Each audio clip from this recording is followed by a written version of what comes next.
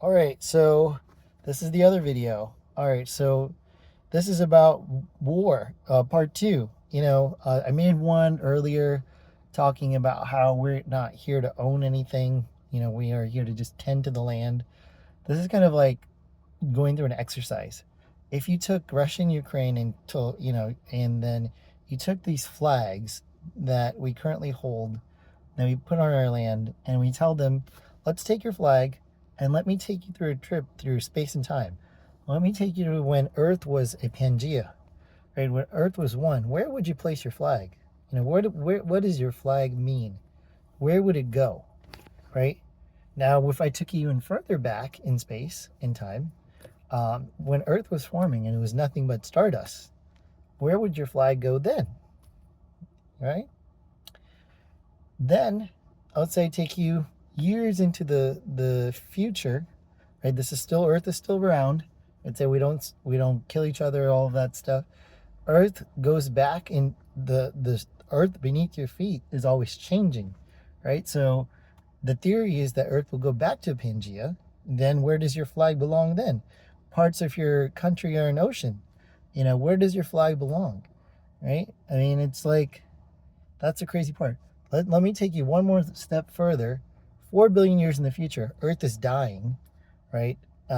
Sun is, sun is dying. Earth is kind of not doing so well. Where does your flag belong then?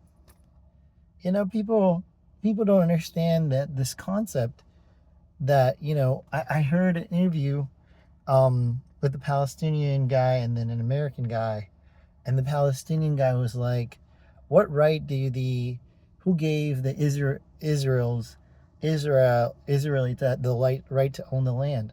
And I was just bothered by the question, and the follow up question I would have asked is, who who owns that right? Like, we don't own that right. You know, it's like this this whole planet is made by God, or made by not by us. So it's like, here we are fighting for something, and it just bothers me that the two main things you teach kids, in religion is love your neighbor and the golden rule, right? So love your neighbor as yourself. Like, treat your neighbor.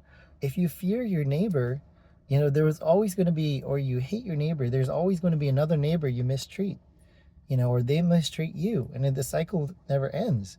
And then if you cannot do the golden rule, cannot follow the golden rule, eventually that will come back to bite you. I mean, you mistreat others. I mean, do you think they're gonna, you know, really care about you? No.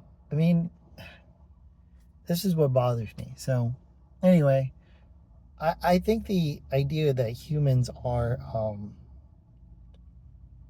so attached to something that they're willing to kill other humans on this is crazy. I think if soldiers can look the other soldier's mother in the eye before they kill them, maybe they'll think twice. If soldiers can look at the other soldier's family before they take their lives, maybe they'll think twice. You know, it's just messed up. Oh, it's just messed up. And most wars can be avoided. So anyway, my take on this is that people are missing the big picture. So if humanity can follow the golden rule, do unto others as you want to be done to you, and love your neighbor, I think we should be good. Anyway, that's my take on it. So thank you for watching. Take care. Bye.